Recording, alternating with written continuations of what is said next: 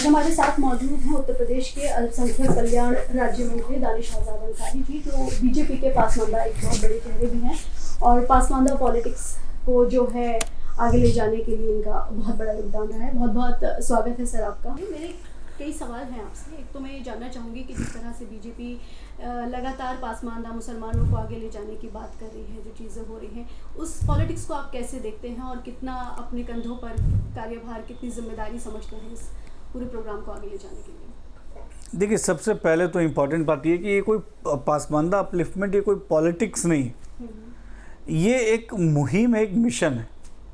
क्योंकि आप देखिए कि बहुत समय से पासमानदा समाज के अपलिफ्टमेंट की, उनके डेवलपमेंट की, उनके विकास की बात चल रही थी।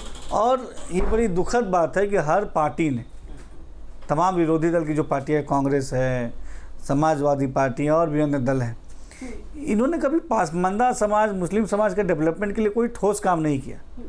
और ये बड़ी एक और दुख की बात है कि हमेशा इनके कोर वोटर्स पासमानदा मुस्लिम रहे, लेकिन कभी भी जब इनकी गवर्नमेंट रही तो इन्होंने पासमानदा समाज के डेवलपमेंट की कोई पॉलिसी नहीं डेवलप की, पासमानदा समाज के एजुकेशन के लिए कोई ठोस काम नहीं किया, पासमानदा समाज के रोज़गार के लिए कोई स्पेशल स्कीम नहीं निकाली। ये केवल जो पासमानदा मुस्लिम्स हैं उन्होंने उनका वोट लिया, सत्ता में आए और सत्ता में आने के बाद फिर पासमानदा मुस्लिम्स को दरकिनार कर दिया। लेकिन 2014 के बाद से हमारे जो देश में प्रधानमंत्री नरेंद्र मोदी जी के लीडरशिप में जब केंद्र की हमारी सरकार आई, तो from that day till now, बीते 9 साल में प्रधानमंत्री नरेंद्र मोदी जी ने बहुत सारे अभूतपूर्व काम किए, बहुत सारे नए कदम उठाए पासमानदा समाज के डेवलपमेंट्स के लिए, बहुत सारी जो है स्कीम्स, योजनाएं ले आई जिसका डायरेक्ट फ़ायदा जो है पासमानदा मुसलमानों को हुआ। और चाहे पासमानदा समाज के एजुकेशन की बात हो, मदरसा एजुकेशन रिफॉर्मेशन की बात हो, आप देखिए मदरसा एजुकेशन, मदरसा में हमारा जो बैकवर्ड पिछड़ा मुसलमान है, जो पासमानदा मुसलमान है, वो उन मदरसों में पढ़ने जाता है, आम गरीब मुस्लिम परिवार का बच्चा। तो उन मदरसों के बेहतरी के लिए मोदी सरकार ने काम किया। उनका जो नारा था कि मुस्लिम नौजवानों के एक हाथ में कुरान शरीफ, एक हाथ में लैपटॉप, यानी टेक्नोलॉजी यानी विकास हो, वो वही बैकवर्ड पासमानदा मुसलमानों की डेवलपमेंट की वो सोच थी हमारे मोदी जी की। और पहली बार देश के किसी प्रधानमंत्री ने खुले मंच से और खुले मन से पासमानदा समाज की डेवलपमेंट की बात की है, और वो प्रधानमंत्री नरेंद्र मोदी जी हैं। पूरे देश के पासमानदा मुसलमानों के अंदर एक बहुत आज एक सकारात्मक भाव है, एक बहुत पॉजिटिव है वो प्रधानमंत्री जी के लीडरशिप में पासमानदा समाज की जो डेवलपमेंट की चर्चा हो रही है। और ये केवल चर्चा नहीं हो रही है, धरातल पे उसके लिए काम भी हो रहे हैं। जिस तरीके से मैंने एजुकेशन की बात की, तमाम स्कीम्स हैं एजुकेशन की, मदरसा एजुकेशन की रिफॉर्मेशन की बात है, हमारे पासमानदा समाज के एम्प्लॉयमेंट की बात है। अभी जो बुनकर भाई पासमानदा, जो पासमानदा छोटे छोटे उद्योग से जुड़े हैं, जो पासमानदा समाज के हमारे भाई, उनके उद्योगों को बढ़ावा देने के लिए हमारी गवर्नमेंट ने देखिए कितने सारे काम किए। उत्तर प्रदेश में हमारी योगी सरकार ने प्रधानमंत्री जी के मार्गदर्शन में ODOP, 1 डिस्ट्रिक्ट 1 प्रोडक्ट की जो स्कीम शुरू की, उसका सीधा लाभ पासमानदा समाज के मुसलमानों को हुआ। आज आप देखिए मऊ में अगर साड़ी का कारोबार ODOP में है तो साड़ी बुनकर परिवार जुड़ा है उससे। आजमगढ़ में ब्लैक पॉटरी का अगर कारोबार है ODOP में तो उससे भी आम पासमानदा मुसलमान जुड़ा है। लखनऊ में चिकन का कारीगरी है, बरेली में फर्नीचर का है, मुरादाबाद में ब्रास का है। इस तरह के पूरे उत्तर प्रदेश के हर कोने में अगर आप देखेंगे तो इसका जो पासमानदा समाज को इकोनॉमिकली मजबूत हो। देखिए, कोई भी कम्युनिटी तभी आगे बढ़ सकती है जब उसको हम एजुकेशन वाइज, उसको इकोनॉमिकल वाइज, दोनों एंगल से हम उसको डेवलपमेंट के लिए, उसके लिए काम करेंगे, दोनों तरफ के डेवलपमेंट के लिए योजना लाएंगे। और ओवरऑल डेवलपमेंट की स्कीम के तहत हमारी मोदी सरकार ने पूरी ईमानदारी से पासमानदा समाज के विकास के लिए काम किया, और उसका फ़ायदा आज पासमानदा समाज के लोगों को मिल रहा है। आज आप देखिए कि मदरसों से पढ़ा बच्चा भी मदरसे से पढ़ के समाज के मुख्य धारा से जुड़ रहा है। मदरसे से पढ़ा बच्चा भी दीन इस्लाम भी पढ़ रहा है, मौलवी बने, मुंशी भी बने, और अगर उसके अंदर इच्छा है, उसके अंदर कैपेबिलिटी है और उसका लक्ष्य है तो वो उसी मदरसे से पढ़ के IAS, IPS, डॉक्टर, इंजीनियर भी बने। और इस सोच को हमने धरातल पे उतारा है। अभी 2023 का जो मदरसा बोर्ड का रिजल्ट आया, उस रिजल्ट में आप देखिए कि उसमें टॉपर हमारी बच्चियाँ थी।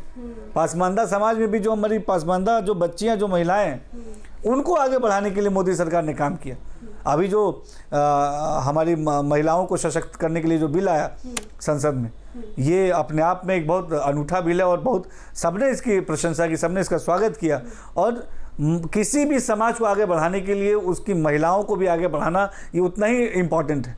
उस सोच को भी मोदी जी ने रखा और पासमानदा समाज के ओवरऑल डेवलपमेंट के लिए वाकई में ग्राउंड लेवल पे ठोस काम किसी ने किया तो प्रधानमंत्री नरेंद्र मोदी जी ने किया। जी, जैसा आपने मदरसा की बात की, मैंने मदरसे के ऊपर एक बहुत ही विस्तार से एक रिपोर्ट की है, जहाँ मैंने यूपी के अलग अलग मदरसों में जाकर उनके हालात का जायज़ा लिया है। जब यूपी सरकार ने सर्वे कराने की बात कही थी, उस दौरान देखा कि जो मॉडर्न मदरसे हैं उनके जो टीचर्स हैं उनको पिछले 4-5 साल से उनकी सैलरी अटकी हुई है। उसके मामले को लेकर वो काफ़ी ज़्यादा परेशान है और काफ़ी ज़्यादा विरोध प्रदर्शन भी किया इस बारे में।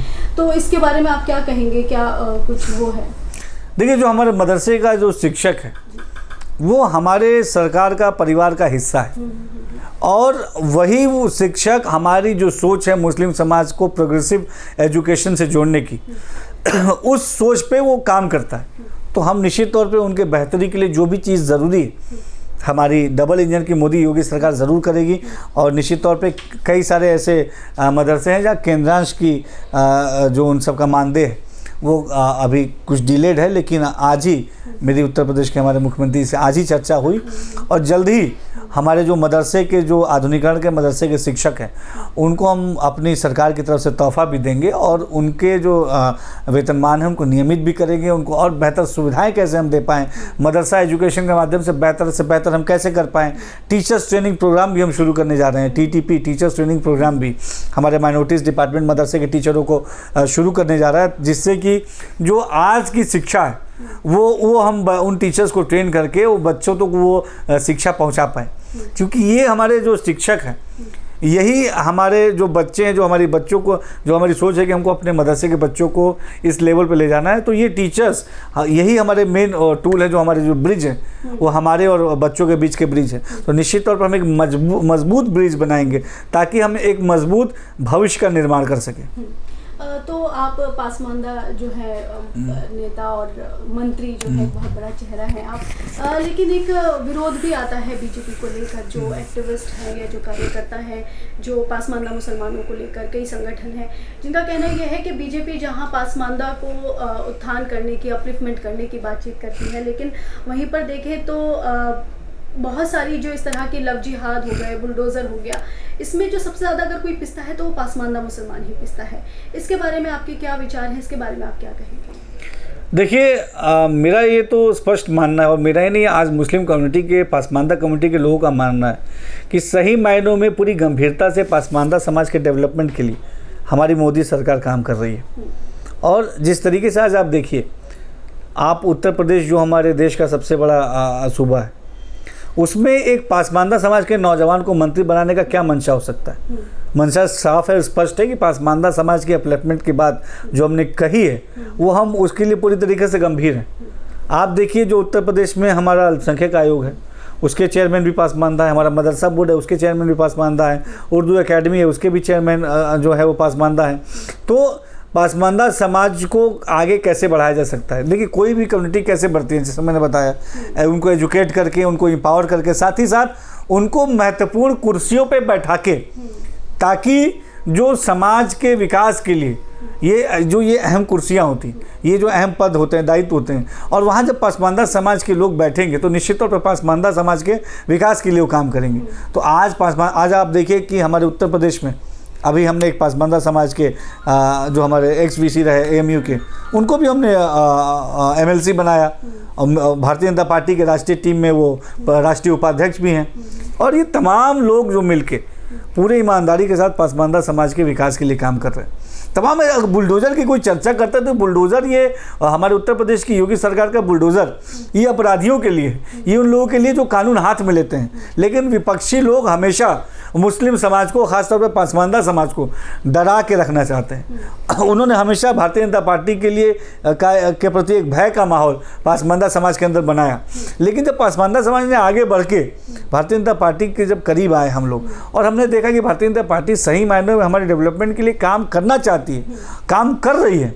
आज अब देखिए, 14 से लेके जो तमाम जो मोदी सरकार की स्कीम थी, प्रधानमंत्री आवास योजना है, निःशुल्क राशन योजना है, आयुष्मान योजना है, तो इसका सीधा लाभ किसे मिल रहा है? पासमानदा समाज के लोगों को मिल रहा है, बिना भेदभाव के और बिना भ्रष्टाचार के।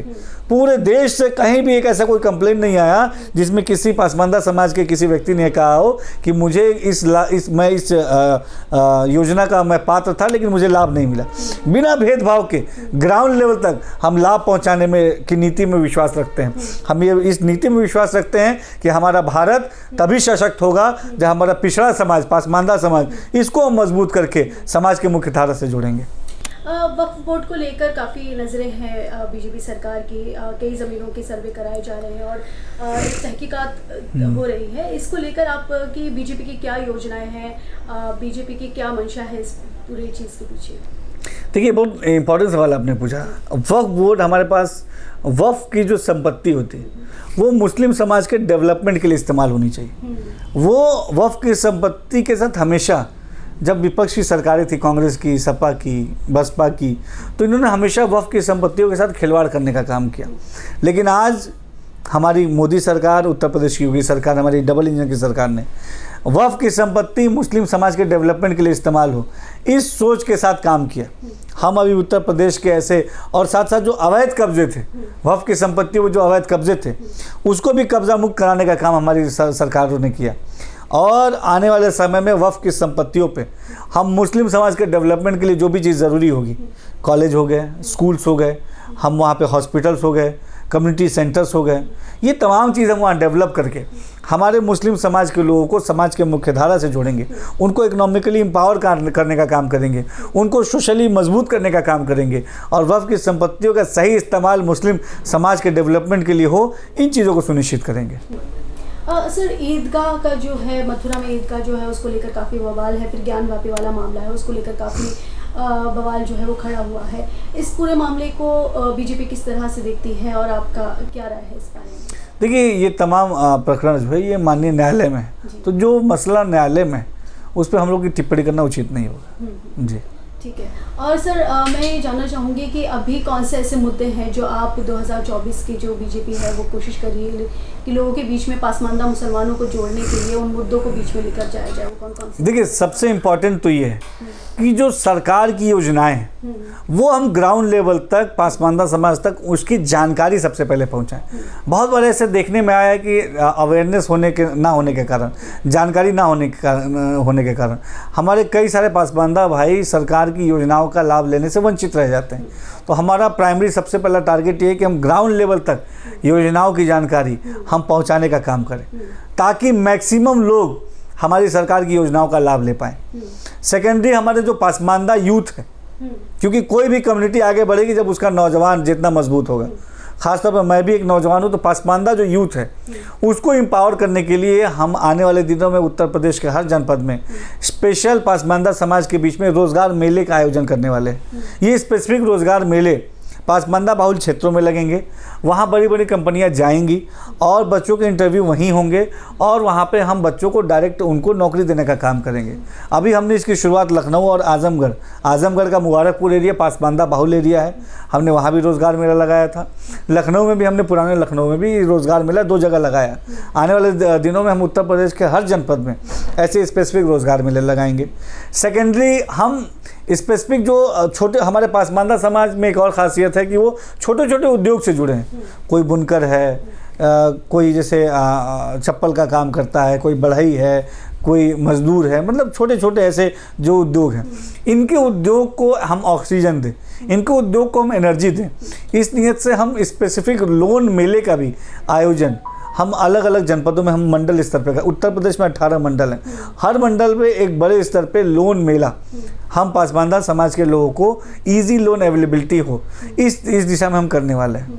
साथ ही साथ हमारी जो पासमानदा बहनें, उनको हम एम्पावर करने के लिए, उनके अंदर लीडरशिप डेवलप करने के लिए आने वाले दिनों में हम उनके लिए स्पेशल जो है ऐसे करियर काउंसलिंग प्रोग्राम्स, ऐसे लीडरशिप प्रोग्राम्स, ये हम इसके सेमिनार्स करने वाले हैं ताकि जो उनकी क्वेरीज़ हैं, बहुत सारी क्वारीज़ उनके रहती हैं, हम उनके बीच में जाएंगे और उनके बीच में जाकर और कैसे उनकी क्वारीज़ को सॉल्व करें, कैसे उनको अच्छे से अच्छे बेनिफिट हम दें, इन तमाम चीज़ों पर बात करेंगे। इसके अलावा आने वाले दिनों में जानकारी के नियत से, कम्युनिकेशन की नियत से कौमी चौपाल का भी आयोजन किया जाएगा। कौमी चौपाल हर जनपद में मैं कौमी चौपाल लगाऊंगा और कौमी चौपाल के माध्यम से हम अपने कम्युनिटी के बीच में जाकर टू वे कम्युनिकेशन करेंगे, उनसे उनकी बातें सुनेंगे और सरकार और से और अच्छा और बेहतर क्या कर सकती है, सरकार और अच्छा और बेहतर उनके तरफ कैसे पहुंच सकती है, इसके बारे में भी हम कौमी चौपाल में चर्चा करेंगे। और इन तमाम हमारे प्रयासों से निश्चित तौर पर हमें पूरा यकीन है कि हमारे पासमानदा समाज के विकास की जो हमारी चिंतन है, जो हमारी सोच है, जो हमारा एजेंडा है, उस एजेंडा पर हम सक्सेसफुल ज़रूर होंगे। सर, अम्बेडकर नगर में अभी एक हाल फिलहाल में एक घटना हुई है। अम्बेडकर नगर में मतलब जो घटना हुई है उसके बाद से महिला सुरक्षा को लेकर काफ़ी सारे सवाल खड़े हुए हैं। इसको लेकर महिला सुरक्षा को लेकर बेटी बचाओ बेटी पढ़ाओ का जो नारा है उस पर भी सवाल खड़े हुए हैं। इस पर आपका क्या कहना है? महिला सुरक्षा को कैसे सुनिश्चित करेगी सरकार? देखिए, 2017 के बाद से उत्तर प्रदेश की तस्वीर बदली है। खास तौर पे कानून व्यवस्था के मोर्चे पे उत्तर प्रदेश की योगी सरकार ने पूरी ईमानदारी और मजबूती से काम किया है।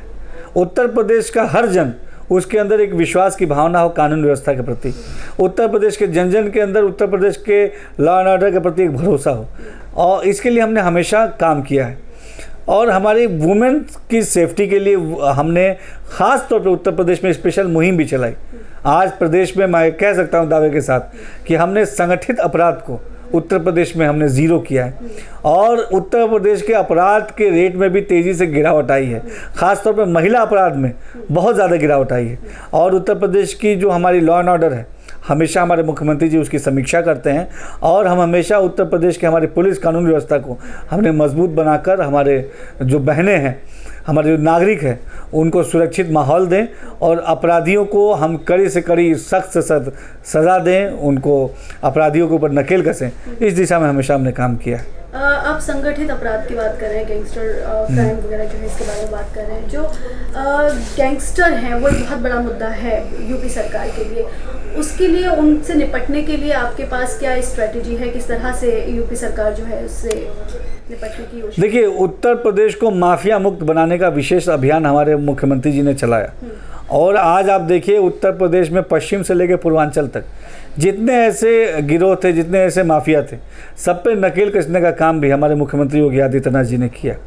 साफ और स्पष्ट संदेश था कि उत्तर प्रदेश में रहना है तो आपको कानून व्यवस्था के दायरे में रहना पड़ेगा। तमाम जगह जितने भी ऐसे माफिया थे जिनका 2017 से पहले जो खुलेआम घुमा करते थे और जो कानून व्यवस्था के साथ खिलवाड़ किया करते थे, 2017 के बाद से तमाम जगह हमने ऐसे लोगों पे लगाम भी कसा और आज हम ये कह सकते हैं कि उत्तर प्रदेश हम माफिया मुक्त बनाने की दिशा में आगे बढ़े हैं और उत्तर प्रदेश को हमने एक सुरक्षित माहौल, एक भयमुक्त माहौल, एक अपराध मुक्त माहौल देने का प्रयास किया है। Thank you so much sir, time देने के लिए बहुत बहुत शुक्रिया आपका।